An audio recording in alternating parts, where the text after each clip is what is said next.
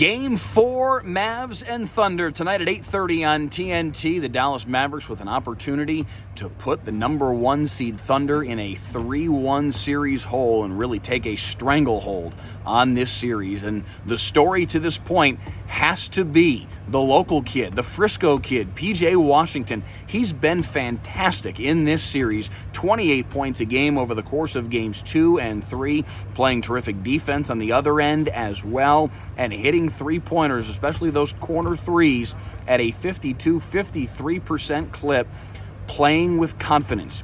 That was the thing that Kyrie Irving talked about after Game 3, was that he sees PJ being boosted by the Mavericks making the conscious decision to play through him, especially early on in basketball games. We saw early on in Game 3, Dallas running actions to get PJ those corner looks at 3.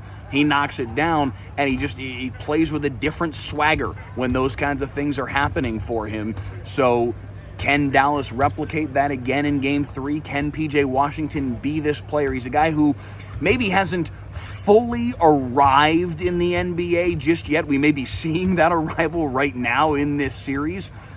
But for a guy with his kind of talent, with his kind of skill set, to be playing with the confidence that he is, if Dallas can double down, triple down on that, and keep that train rolling, that makes the Mavs a very different and more viable threat in the Western Conference. Yes, the defending champion Nuggets are still out there.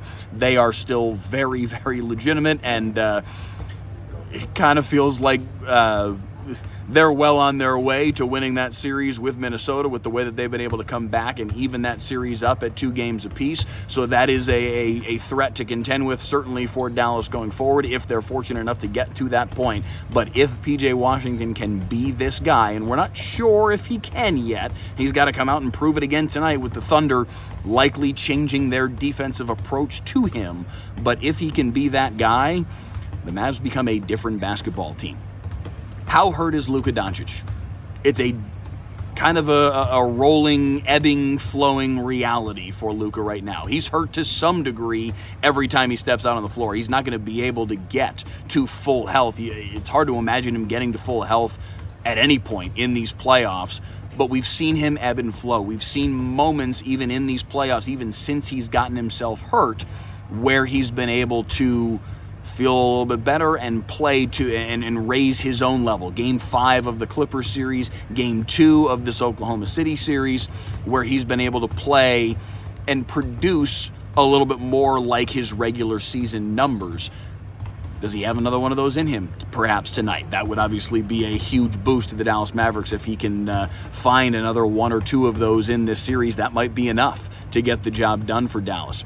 Kyrie Irving, we've seen moments where he's gone to work early in these playoffs. They've been few and far between. He's been obviously far more prone to have 2 or 4 points at halftime and then blow up in the second half and lead a big comeback or lead Dallas to a win, whatever the case may be.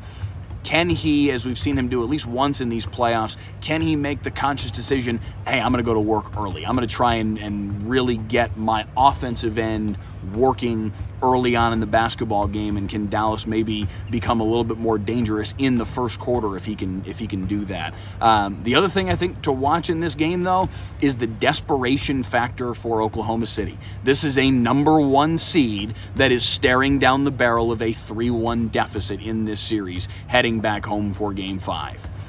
That will create desperation. Shai Gilgeous-Alexander has been very good in this series, but he's going to come with a different level, you have to imagine, tonight. He's going to have a little bit extra. He's going to be that little bit more eager tonight, because they understand their backs are against the wall right now. Chet Holmgren is going to be a little bit more eager tonight. Jalen Williams, their second leading scorer, who he's scored in this series, but it's felt very quiet. We really haven't felt the presence of Jalen Williams in this series. Can he change that tonight with a little bit more desperation and a little more eagerness to his game?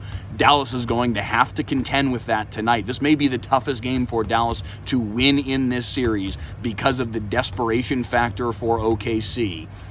How does Dallas respond to that? We will see tonight right here at the AAC. You know, it's going to be rocking here in a very short period of time.